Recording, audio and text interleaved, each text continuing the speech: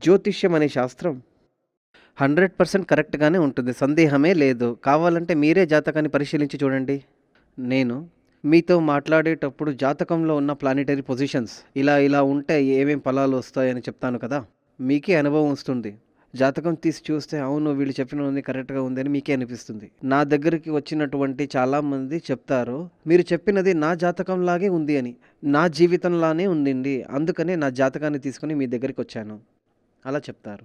ఇక్కడ చూడండి, మా మొహాన్ని చూడాలంటే మా మొహంలో కన్నున్నా గానీ కనిపించదు. అర్థం కావాలి. అదేవిధంగా మా యొక్క జీవితాల భవిష్యం అలాగే రాసి ఉంది మన జాతకంలో. కానీ దాన్ని చదవాలంటే తెలిసిన ఒక ఆచార్యులు కావాలి. లేదా మీకు తెలిసుండాలి. అప్పుడు జాతకం చూసి రేపు ఏం జరగబోతుందని తెలుసుకొని దానికోసం ఆ దోషాలన్నిటినీ ఆపేటందుకు మీ జీవితంలో అయ్యే దిఢీర్